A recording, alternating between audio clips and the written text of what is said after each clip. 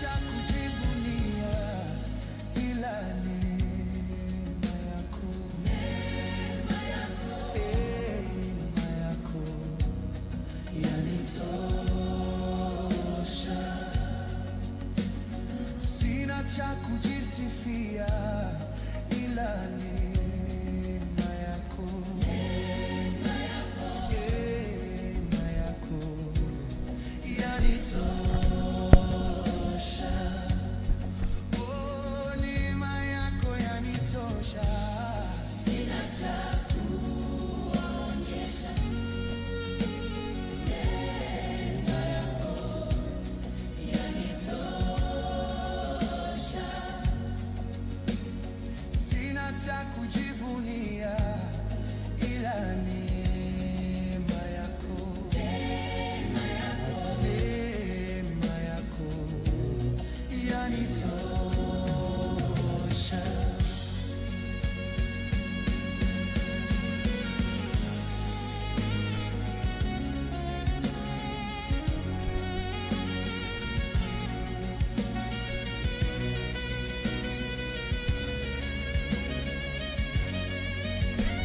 Sina cha kuonyesha ila neema yako, neema yako yanitosha. Sina cha kujivunia ila neema yako, neema yako yanitosha.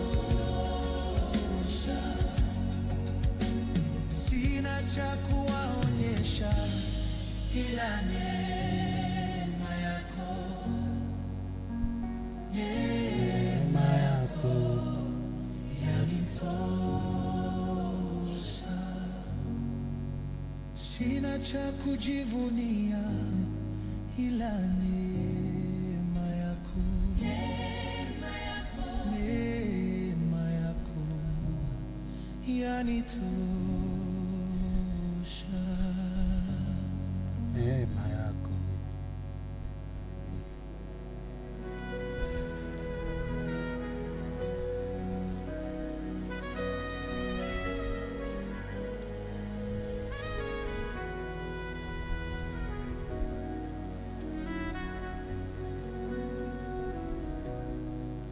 Niumbie moyo safi, niumbie Yeah. moyo mpya, moyo wa kunyenyekea na kubondeka mbele zako.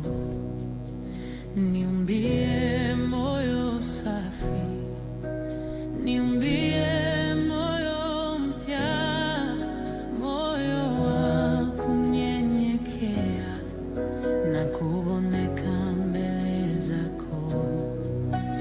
Niumbie moyo safi, niumbie moyo mpya, moyo wa kunyenyekea na kubondeka mbele zako. Niumbie moyo safi, niumbie moyo mpya, moyo wa kunyenyekea na kubondeka mbele zako.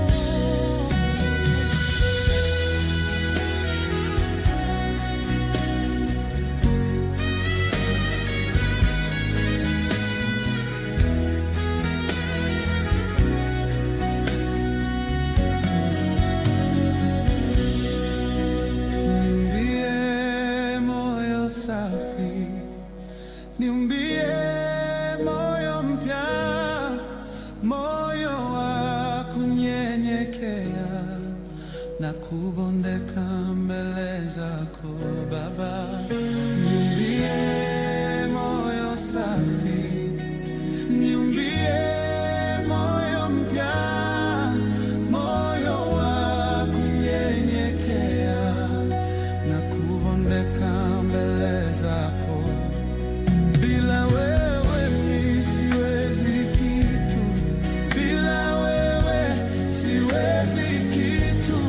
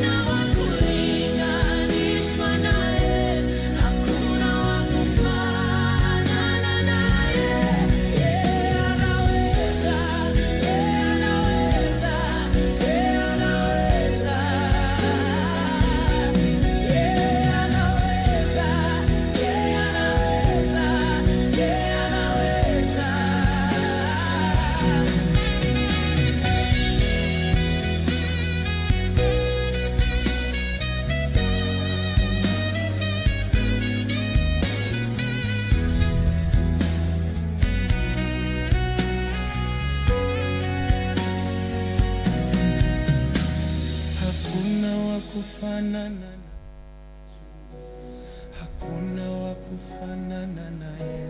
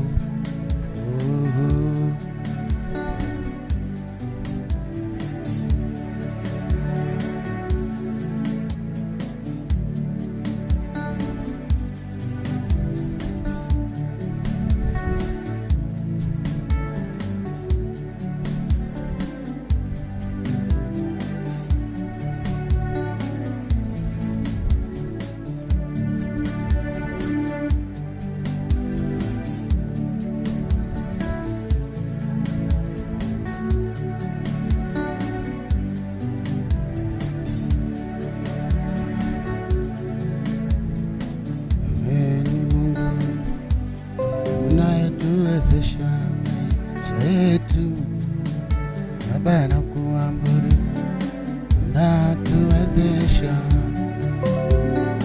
kuishi kwetu, hakuna mwingine tena kama Baba wa mbinguni, hakuna mwingine tena kama Baba wa mbinguni, nasema tena kama Baba wa mbinguni, hakuna mwingine tena kama Baba wa mbinguni, nasema hakuna mwingine tena kama Baba wa mbinguni, hakuna mwingine tena kama Baba wa mbinguni, nasema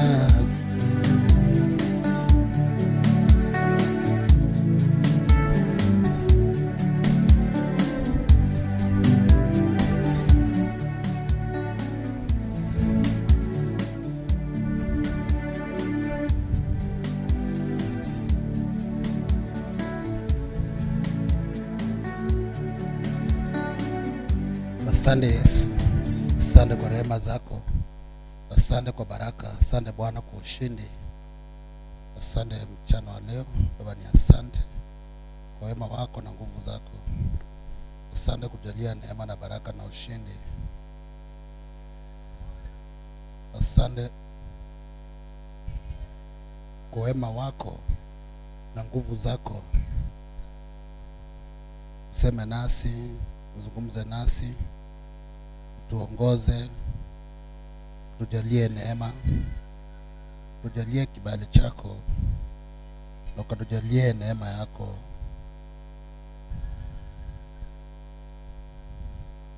Maana uweza ni wako na heshima ni zako, Mfalme mtakatifu wa takatifu. Kaa nasi, tembea nasi, ukatujalie neema, ukatujalie baraka, ukatujalie kibali, ukatujalie ushindi, ukatujalie neema yako, ukatujalie nguvu zako, ukatujalie utukufu wako. Maana uweza ni wako Yesu Kristo, na nguvu ni zako mtakatifu. Kwako tunapata baraka, kwako tunapata neema na ushindi. Wewe ndio tuwezeshaye.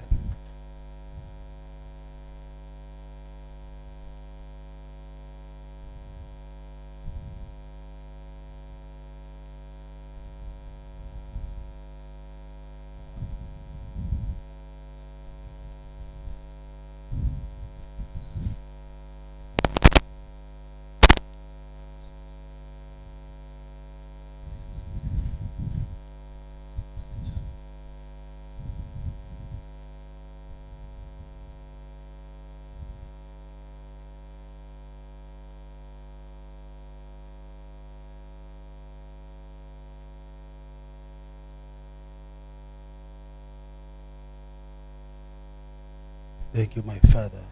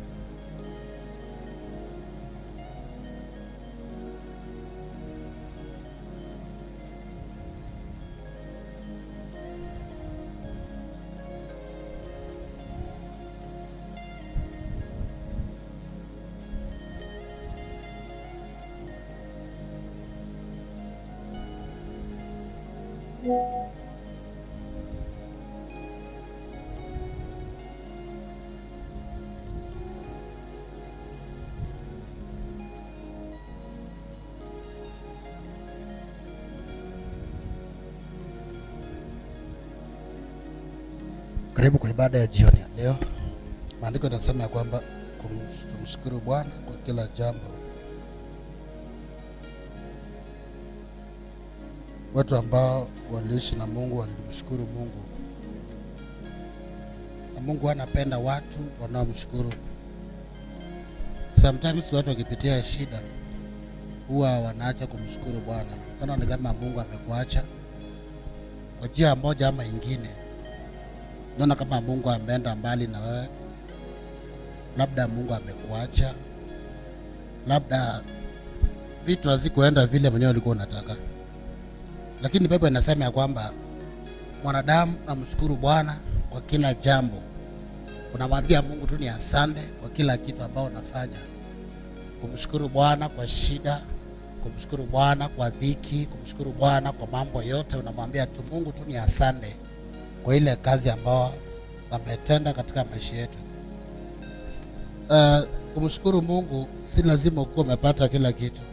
Hata kwa uhai ambao Mungu ametupatia, tunamshukuru Bwana kwa uhai ambao ametupa. Kumshukuru Bwana, kila kiumbe kinamshukuru Bwana. Yaani unamwambia Mungu ni asante tu kwa chochote ambao unapitia katika maisha. Unamwambia tu Mungu ni asante. Maana Mungu anapenda watu wanaomshukuru. Biblia inasema kwamba ndege wa angani huamka asubuhi na mapema, nao kumwabudu Bwana asubuhi hiyo na kumuimbia Mungu na kumshukuru Bwana. Wao huamka asubuhi na kumwambia Mungu ni asante na kumuimbia nyimbo nzuri. Maana Mungu anapenda watu wanaomshukuru. Unamshukuru Bwana katika kila chochote ambao unapitia, unashambia Mungu ni asante. Na Mungu anafurahia wakati wanadamu wanamshukuru Bwana kwa shida na kwa kila hali yote. Maana Mungu anapokea tu utukufu na heshima. Hata kama jambo lilo uliomba halikuenda vile ulikuwa unataka, lakini ni jukumu la kila mmoja aweze kumshukuru Bwana. Ni jukumu la kila mmoja akaweze kumwambia Mungu tu ni asante. Maana hiyo inafaa kwa kila kiumbe na kwa kila mwanadamu ambao anaishi. Kumshukuru Bwana ni wajibu wa kila mtu, amwambie Mungu tu ni asante. Katika kila kitu katika maisha, hali inapokuwa nzuri, hali inapokuwa ngumu, tunamwambiaga Mungu tu ni asante. Hata mambo ikienda vile au kuwa unatarajia, tunamwambiaga Mungu tu ni asante. Hata mambo ikiharibika, Mungu tu anabaki tu ni Mungu tu katika kila kitu ambao tunafanya katika maisha yetu. So Mungu ni mwema, ni mwaminifu katika maisha yetu. Ametuwezesha, ametujalia neema kwa kila jambo. Maandiko yanasema Wathesalonike wa pili mlango wa kwanza mstari wa 3 nasema, ndugu, imetupasa kumshukuru Bwana siku zote kwa ajili yenu, kama ilivyo wajibu kwa imani yenu inazidi sana, na upendo wa kila mtu kwenu kwa mwenzake umekuwa mwingi, na sisi wenyewe twaona fahari juu yenu katika makanisa ya Mungu kwa ajili ya saburi yenu na imani mlio nayo katika adha zenu zote na dhiki mnazostahili. Ndio ishara hasa ya hukumu iliyo ya haki ya Mungu, ili tuhesabiwe kuwa mwastahili kuingia ufalme wa Mungu, ambao kwa ajili yake mnateswa, kwa kuwa ni haki mbele za Mungu kuwalipa mateso wale watesao ninyi, na kuwalipa ninyi mtesao raha pamoja na sisi wakati wa kufunuliwa kwake Bwana Yesu. kutoka mbinguni pamoja na makanisa na uwezo wake katika mwali wa moto ukiwapatiliza kisasi wao wasiomjua Mungu na wao wasiomtii injili ya Bwana wetu Yesu, watakaoadhibiwa kwa maangamizi ya milele, kutengwa na uso wa Bwana na utukufu wa nguvu zake, yeye atakapokuja ili kutukuzwa katika watakatifu wake na kustaajabiwa katika wote waliosadiki katika siku ile, kwa sababu ushuhuda wetu uliosadikiwa kweli. Kwa hiyo tuombea ninyi siku zote, ili Mungu wetu ahesabie kuwa mstahili kuitwa kwenu, katimize kila haja ya wema na kila kazi ya imani kwa nguvu, kushukuru Bwana kwa kila jambo. Wale ambao walipitia katika shida mbalimbali, hasa katika maisha ya mitume, walimshukuru Bwana kwa kila jambo na kwa kila kitu. Wale ambao walipitia katika maisha ambayo Biblia inasema Ayubu alipitia katika hali ngumu, Mungu wanga anafurahia wakati mwanadamu anamtukuza katika shida. Mungu wanga anapenda mwanadamu na wanga anajivunia na mtu kama huyo mwenye anafanya nini? Mwenye anamwabudu wakati shida zimemsonga na mambo ni mazito. Mungu wanga anafurahia watu uweze kukata tamaa kwa sababu ya yale mambo ambayo wanapitia, ama labda Mungu hakujibu vile ulikuwa unataka, ama labda uliomba na mambo ikuenda. Watu wengi huvunjika moyo na hapo waacha kumshukuru Bwana. Lakini Mungu hufurahia wakati mwanadamu anamshukuru Bwana kwa ile shida anapitia, ama kwa kila kitu ambacho anapitia. Shetani huchukua nafasi nyingi pale wakati baraka zimedelay, ama wakati mambo imeenda vile uko unataka. Shetani hapo ndio chukulia nafasi, na shetani wanga ana cause watu pain ili waweze kumshukuru Mungu, ili waweze kuachana na Mungu. Lakini Biblia inasema mshukuruni Bwana siku zote. Kuna blessings ambazo wanga zimezificha pale wakati mwanadamu anamshukuru Bwana. Kuna baraka wanga zimejificha katika pale wakati situation ni ngumu na wakati hali ni ngumu, lakini huku tu namwambia Mungu ni asante. Wakati hali ambao imekuwa ni hali ambao ni zito, lakini unapata mtu ambaye anapitia hali hiyo, yeye tu anamwambia Mungu ni asante tu. Hata kama kuna nini, kuna hanga uanga inafunguka na Mungu anga anajisifu. Bana, Biblia inasema shetani alitoka na akaenda kule mbinguni kupeleka mashtaka kwa Ayubu. Na alipofika kule, Biblia inasema nini? Ayubu alikuwa ni mtumishi wa Mungu, na alikuwa ni mtumishi ambaye aliishi na Mungu vizuri, na aliishi maisha ambayo ni ya kumpendeza Mungu. Biblia inasema Ayubu alikuwa na mali na alikuwa amebarikiwa na kila kitu. Ayubu alikuwa na mambo na kila kitu. Biblia inasema shetani alitoka na akaenda huko, na alipoenda kule basi akaulizwa na Mungu, umetoka wapi? Nikasema nimetoka duniani tu kutangatanga. Shetani mwanga anatangatanga. Kazi ya shetani tu ni kutangatanga tu. Shetani ananga kitu kingine kutangatanga. Akaulizwa na Mungu, umeona huyo mtumishi wako Ayubu? Wewe unasema kwamba wewe umemwekea ulinzi. Huyo ni shetani anaamsha. Wewe umemwekea ulinzi huyo mtumishi. Hata siwezi nikaanguza kitu chochote chake. Hata siwezi nikaanguza chochote. Lakini na wakati hii mambo iliharibika ya Ayubu na magonjwa ilipokuja, maana shetani alipewa ruhusa na mwendo basi ukaweza kufanya nini? Kaweza kumguza mahali yake, nguza maisha yake, lakini usinguze wewe. Biblia inasema kwamba katika hali hiyo Ayubu alimshukuru Bwana. Nataka waangalie nini ambao ilihappen baada ya Ayubu kupitia yale mambo. Na sometimes wakati maombi yajibiwa, ama wakati mtu ako katika situation fulani, kuna watu wangu wanamoko wengine, wanaona ni kwamba huyu ni kama hajui kuomba, ama ni kama Mungu alimwacha, ama ni kama mambo ilienda vingine. Watu wanaweza kukumoko kwa sababu Mungu hakuweza kutenda mapema vile walikuwa wanafikiria, ama vile walikuwa wanafikiria hivyo ndio mambo itaenda. Lakini angalia safari ya Ayubu, ilikuwa ni safari nyingine ambayo ilikuwa ya imani, na ilikuwa ni safari ingine ambayo ilikuwa ya mzee ambaye aliishi na imani. Ukiangalia kumaliza kwake, kwa sababu alimshukuru Bwana, kwa sababu yeye wakati shida zake zilikuja haku give up na Mungu, na alisimama tu na hiyo imani na akaendelea tu, ijapokuwa mke wake imani yake ilipungua kidogo. Akamwambia, wewe usifukuru Mungu na ufe, kwani kutangamana na Mungu siku zote sio mtu gani tu na huko. Haiko akamwambia, wewe unaongea kama mwanamke ambao ni mpumbavu. Nitawezaje kufukuru Mungu? Nitawezaje kufukuru Mungu ambaye aliniumba? Maana Biblia inasema ya kwamba wanaye walikuwa basi katika nyumba ya ndugu yao mkubwa, mara upepo ukaja ukapiga ile nyumba, na ulipopiga ile nyumba basi walikufia pale. Katika ile test ambayo Ayubu alipitia, alimsifu Mungu. Kwa hiyo Ayubu aliweza kumtukuza Mungu kwa ile ambao aliweza kupitia, lakini hakuweza kumkana Mungu.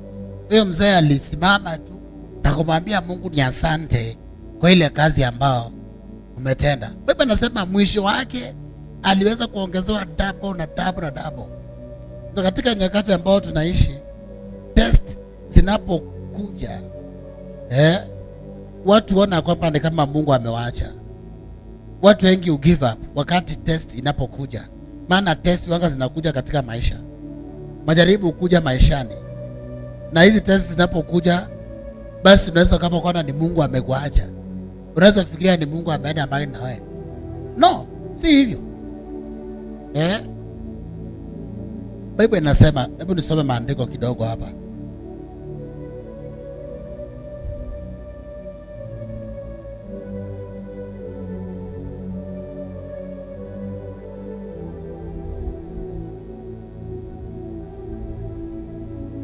Biblia inasema, Petero wa kwanza chapter 4 verse 12 inasema hivi: wapenzi, msione kuwa ni ajabu ule msiba ulio kati yenu unaowapata kama moto, ili kuwajaribu kama kwamba ni kitu kigeni kiwapatacho. Lakini kama mnavyostahili mateso ya Kristo, furahini, ili na katika ufunuo wa utukufu wake mfurahi kwa shangwe. Kungojea Mungu.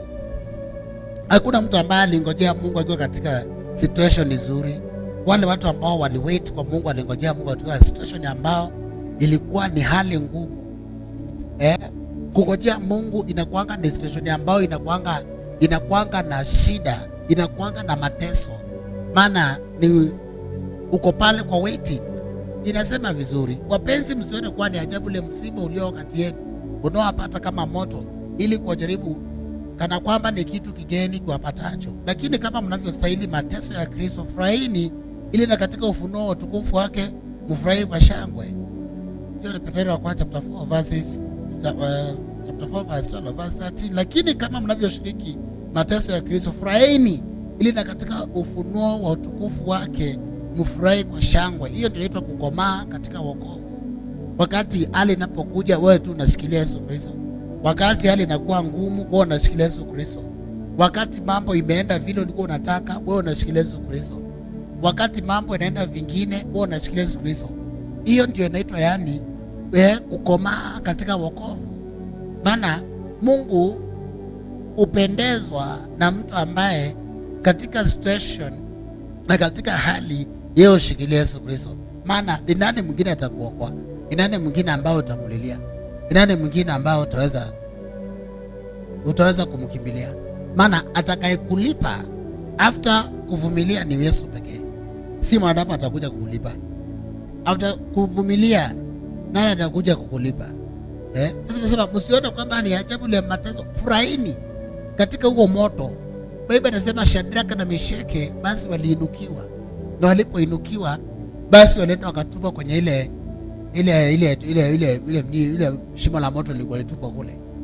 Inasema kwamba wao walisema kwamba hapana, sisi hatuwezi acha kutamka jina la Yesu Kristo, na hatuwezi acha kutamka yale mambo ambayo tuliona, na hatuwezi acha kufanya kazi kwa zile nguvu zinaotenda kazi ndani yetu. Majamaa waliamua na liona liwe na wakaenda.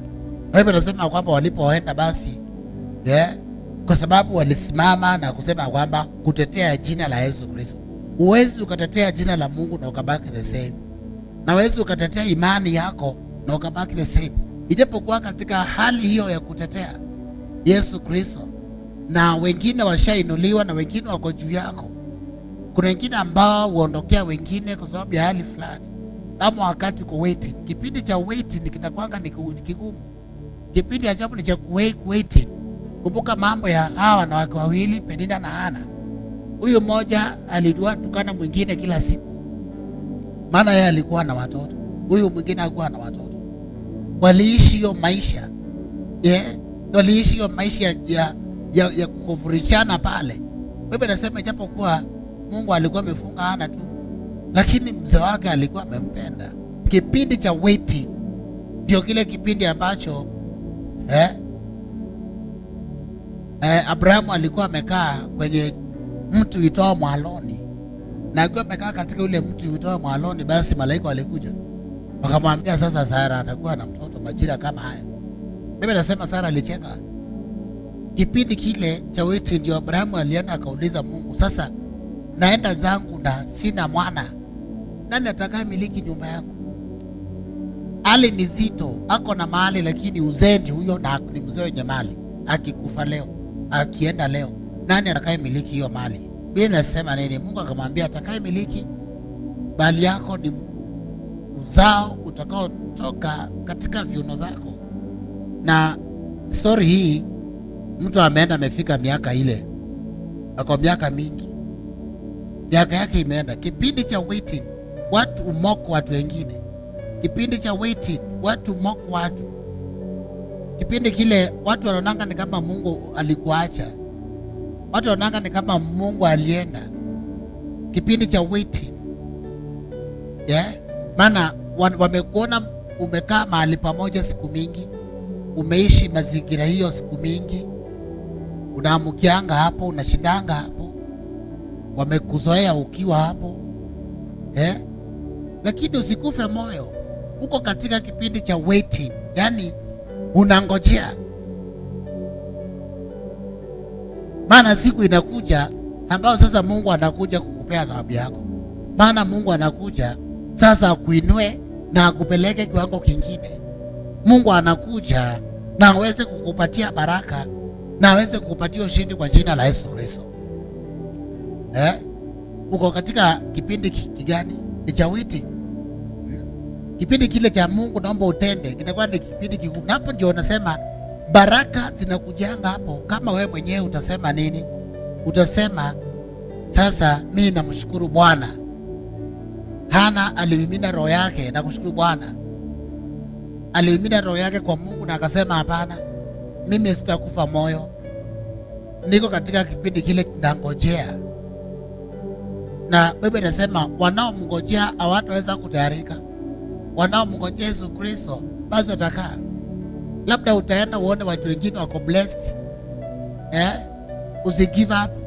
Labda utaona watu wengine washanunua magari, wewe hujanunua, usi give up. Labda utaona watu wengine washaenda mbali katika maisha yao na maana, usi give up. Kalenda yako tu Mungu anakuanga ameandika. Mungu anakuanga ameandika kalenda yetu, na anajuanga ni wakati mgani, ni siku gani ambao tunabarikiwa. Anajuanga ni wakati gani ambao Mungu ameandaa, ili ukutane na huyo destiny connector, ili ukutane na hiyo amount ya pesa unataka. Mungu anajuanga wakati ambao ambao umeamriwa. Maana Biblia inasema Habakuku, andika jozi hii, maana kwa wakati wake itatimia. Kwa wakati ambao Mungu ameamuru itatimia hii jozi. Ndivyo Mungu aliambia Habakuku. Katika kipindi hicho kuna kuanga na maneno mingi, na kunaweza tokea hata kutengwa. Saa ingine katika kungojea Mungu ukimshukuru, unaweza fika mahali uone kama inakaa rejection. Uone ni kama hii, ni kama kuna spirit of rejection inanifuata, ni kama kuna roho ya kukataliwa inanifuata katika kile kipindi.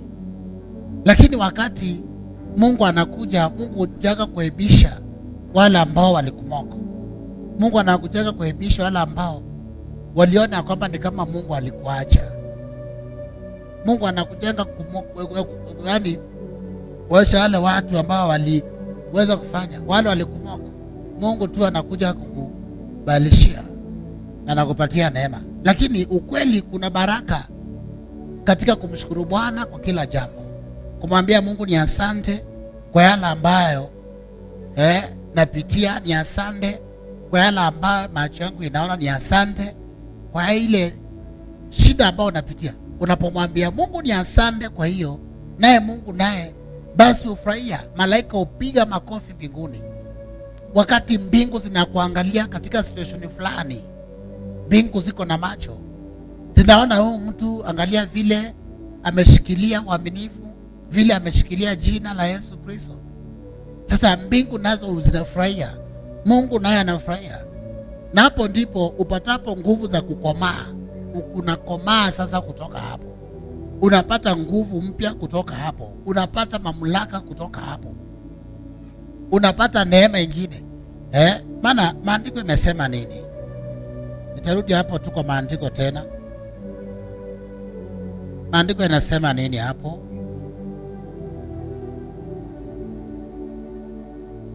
Verses, hiyo ni Petro kwa chapter 4 verse 14. Mkilomiwa kwa ajili ya jina la Kristo, heri yenu, kwa kuwa roho wa utukufu na wa Mungu anawakalia. Maana mtu wa kwenu asiteswe kama muuaji au mwivi au mtenda mabaya au kama mtu ashughulishaye na mambo ya watu wengine. Lakini ikiwa kwa sababu ni Mkristo, asione haya, bali amtukuze Mungu katika jina hilo. Yaani usione haya wakati unaambia watu Yesu ni Bwana na labda hujabarikiwa. Usione haya. Inasema usione haya wakati unaambia watu Yesu Kristo anaweza. Basi Biblia inasema usione haya. Kwa hiyo mkilomiwa msione haya. Hivyo ndio maandiko yanasema. Maana utu wetu wa nje unapoharibika, utu wetu wa ndani unaimarishwa upya kila siku. Japokuwa utu wetu wa nje basi utachakaa, lakini utu wetu wa nje basi unafanywa kuwa imara kila siku na kila saa. Na kumshukuru Bwana kwa mambo hayo, basi pale mbele kuna kuanga na baraka. Maana hawezi ukamshukuru Mungu, na hawezi ukaambia Mungu kwa nini hujatenda, na hawezi ukaambia Mungu bwana haya mambo imeenda hivi. Lakini kwa kumwambia Mungu ni asante, kwa kumwambia Mungu tu anaweza, Mungu ufungua mlango mpya. Bwana ufungua milango, na anapokuja kukupatia baraka, anakupatia baraka ambazo ni baraka za kudumu. Lakini ikiwa kwa sababu ni Mkristo, asiona haya, mbali amtukuze Mungu katika jina hilo. 17. Kwa maana wakati umefika wa hukumu kwanza katika nyumba ya Mungu, na ikianza kwetu sisi mwisho wa kusitii injili ya Mungu. Utakuwaje? Mwenye haki akiokoka kwa shida, yule asiyemcha Mungu na mwenye dhambi utaonekana wapi? Basi wao wateswao kwa mapenzi ya Mungu na wamwekee amana roho zao katika kutenda mema, kama kwa muumba mwaminifu. Kuna neema ambayo inakuanga ndani ya wokovu. Kuna neema nyingine ambayo inasaidianga mtu kustahimili majaribu. Kuna neema ambayo inasaidianga mtu kushinda. Kuna neema inasaidianga mtu kusonga mbele. Kuna neema inasaidianga mtu kuendelea mbele. Kuna neema inabebanga mtu katika wokovu huu ili uweze kushinda. Uwezi ukastahimili mambo ya dunia hii kama huna Roho Mtakatifu, na uwezi ukastahimili mambo ambayo utapitia katika wokovu kama Roho Mtakatifu aishi ndani yako. Lakini Roho Mtakatifu anapoishi ndani yako, Roho wa Mungu anapokaa ndani yako, basi anakuwezesha, anakupatia neema ya kushinda. Maana huyo ndiye mwalimu, maana huyo ndiye Roho wa kweli, kulingana na kitabu cha Yohana. Yohana inasema nini? Kitabu cha Yohana, nitasoma kitabu cha Yohana.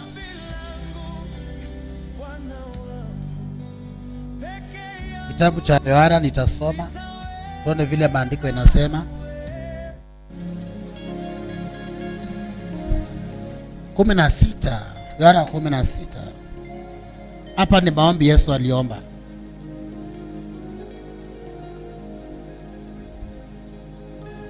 Maneno haya nimewaambia msije mkachukizwa. Watawatenga na masinagogi, na msaa yaja atakapodhania kila mtu auaye ya kuwa amtolea Mungu ibada. Na haya atawatenda kwa sababu ya hawakumjua Baba wala mimi. Lakini mwambia hayo ili makusudi saa ile itakapokuja myakumbuke ya kuwa mimi naliwaambia. Sikuambia haya tangu mwanzo kwa sababu nalikuwapo pamoja nanyi. Lakini sasa mimi naenda zangu kwa yeye aliyenipeleka. Wala hakuna mmoja wetu aniulizaye unakwenda wapi. Ila kwa sababu nimwambia hayo huzuni imejaa mioyoni mwenu. Lakini mimi nawaambia iliyo kweli, yafaa ninyi mimi niondoke. Kwa maana mimi nisipoondoka huyo msaidizi hatakuja kwenu. Bali mimi nikienda zangu nitampeleka kwenu. Naye akisha kuja huyo atahakikisha ulimwengu kwa habari ya dhambi na haki na hukumu. Habari ya dhambi kwa sababu hawaniamini mimi. Kwa habari ya haki kwa sababu mimi naenda zangu kwa Baba wala mnioni tena. Lakini lakini yeye atakapokuja huyo Roho wa kweli atawaongoza awatie kwenye kweli yote. Kwa maana hata nena kwa shauri lake mwenyewe, lakini yote atakayo yasikia atayanena, na mambo yajayo atawapasha habari yake. Yeye atanitukuza mimi, kwa kuwa atatoa katika yaliyo yangu na kuwapasha habari. Na yote yaliyo ya Baba ni yangu. Kwa hiyo nalisema ya kwamba atatoa katika yaliyo yangu na kuwapasheni habari. Nasikia vile maandiko sasa inasema. Huyo ni Yesu alikuwa anaombea haya mitume. Anawaambia habari za msaidizi, na yule msaidizi ambaye Roho Mtakatifu. Basi Roho Mtakatifu anakusaidia kusoma wale watu unaishi nao ni watu aina gani. Atakusaidia kujua mambo ambayo yanakuja mbele. Atakujulisha wakati wa ajali, wakati kuna shida fulani atakujulisha. Wakati wa shida fulani huyo msaidizi ambao ni Roho wa kweli basi atakujulisha. Atakwambia mambo ambayo yajayo na mambo ambayo yanakuja. Huyo ambaye ni msaidizi, yeye hata nyamaza wakati kuna hatari kwa mbele yako. Huyo msaidizi atatulia mpaka akwambie mbele kuna hii na mbele kuna hii na kuna hii na kuna hii. Huyo ndiye msaidizi ambao anaongea habari zake. Atakujulisha mambo yajayo, atakujulisha kila kitu. Atakwambia usiku kama umelala. Huyo ndiye Roho ambaye alitumwa na Yesu Kristo ili aweze kutusaidia na kutupatia neema wakati wa shida. Yeye atakukumbusha tu Mungu ni yule yule tu, mshukuru Bwana.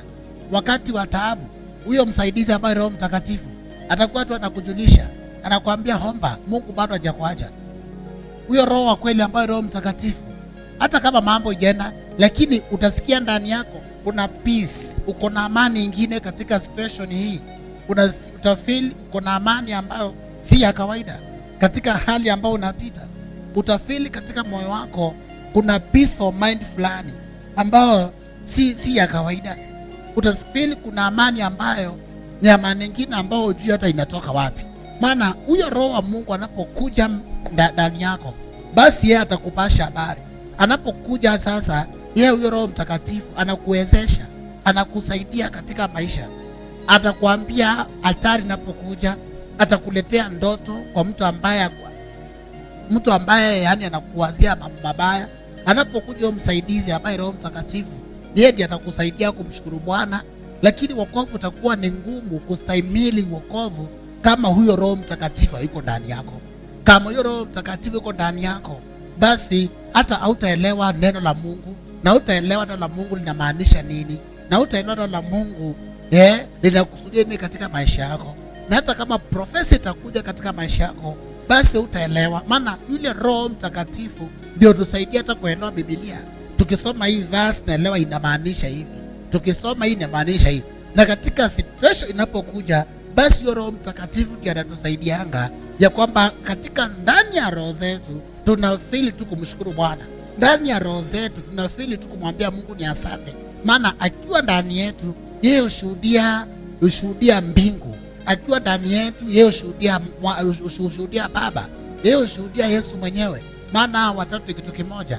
Lakini usipokuwa na huyo msaidizi, basi itakuwa ni ngumu sana ya kwamba katika situation ambayo utapita itakulemea, situation ambayo utapita ya huduma itakulemea, situation ambayo utapita ya kungojea Mungu. Na nimekwambia katika hali ya kuwait kwa Mungu inakuanga ni kipindi ambacho kinakuwa ni kipindi kingumu, inakuanga ni kipindi ambacho kinakuanga unaweza tengwa na watu wakati wa kuwait, wakati pesa zimeenda chini, wakati finance yako imeteremka, wakati unahitaji msaada fulani. Yani kipindi cha waiting, hata watu wanaweza kutenga, watu wanaweza kukuondokea, maana uko katika waiting. Na kama level yako itakuwa chini kuliko level yao, wataona ni kama kwamba Mungu alikuacha, ama ni kama una waste time katika kuomba ama kufunga. Lakini kipindi cha waiting, ukishamaliza hiyo na ukishamaliza hiyo ya waiting, basi pale mbele kuna kujanga utukufu mwingine, kuna kujanga na neema ingine ambayo si ya kawaida, kuna kujanga na neema ingine ambayo ni ajabu. Kwa jina la Yesu Kristo, naomba neema hii ikuwe nasi jioni ya leo kwa jina la Yesu Kristo. Bwana Yesu atujalie neema na atujalie baraka. Bwana Yesu atujalie nguvu na atujalie ushindi, tukaelewe majira na tukaelewe masaa ni gani ya kumngojea Bwana, tukaelewe ni masaa gani ambao ni kipindi kipi ambacho ni cha kumngojea Yesu Kristo, ili atembee nasi, ili usije ukakosa baraka za Mungu, ili usije ukakosa neema ya Mungu, mpaka usimame imara. Naambia Mungu sasa, nijalie neema nikaweze kungojea, nijalie neema katika kipindi cha waiting, ili nikaweze kuona baraka za Mungu kwa jina la Yesu Kristo. Na neema hii itazidi kuonje katika maisha yetu, na neema hii itazidi kutosha, na neema hii itatuongoza, na neema hii itatulinda, na Bwana atakuwa nasi, na Bwana atatufanikisha, na Yesu Kristo atatuongoza kwa jina la Yesu Kristo. Kungojea Mungu na kumshukuru Bwana wakati wa shida, kungojea Mungu na kumshukuru Bwana wakati wa matatizo, kumngojea Mungu na kumshukuru Bwana wakati mambo imeharibika. Hapo ndio Mungu hufurahia, na Mungu hufurahia vitu kama hizo katika maisha yetu. Bwana atubariki, na Bwana atupatie neema, Bwana atupatie nguvu na atupatie kibali, Bwana atupatie neema ili tukaweze kusonga mbele kwa jina la Yesu Kristo. Tunapongojea Mungu tuweze kungojea Mungu tukiwa tumejazwa Roho Mtakatifu, Roho wa Mungu akiwa ndani yetu, basi tutashinda kila kitu na tutashinda mambo yote kwa jina la Yesu Kristo. Naomba Mungu akubariki, Bwana akujalie neema kwa ujumbe huyo, Bwana akupe kibali, na Bwana akupatie neema na uwezo. Barikiwe na Mungu, na neema ya Mungu na itoshe katika ibada zetu. Tupatikana maeneo ya Tasia. Karibu kwa ibada za one on one Tuesday and Thursday. Bwana atakuwezesha, Bwana akupatie ushindi. Mungu ainuliwe katika maisha yetu, katika roho zetu. Tunamshukuru Ebeneza. Asante Yesu. Baba, ni asante kwa ujumbe huo, natamka baraka na ushindi. Neema yako na itoshe Bwana katika maisha yetu. Yesu, tuongozae na utulindae. Asante Bwana kwa ile kazi umetenda. Asante Bwana kwa mkono wako, ni asante kwa furaha. Asante Bwana kwa uzima. Asante kwa mamlaka. Imidiwa Mungu, na ukapewe sifa zote katika maisha yetu. Ukatawale Bwana. Inuliwe King of Glory. Inuliwe Ebeneza. In Jesus name.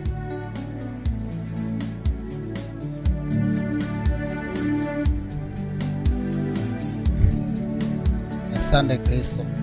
Asante Mwokozi. Asante Jehova Jireh.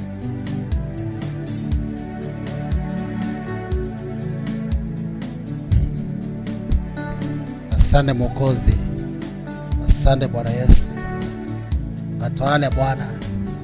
Kaimidiwe katika maisha yetu, kaimidiwe katika roho zetu, kaimidiwe kila siku. In the name of Jesus Christ. Asante Mwokozi.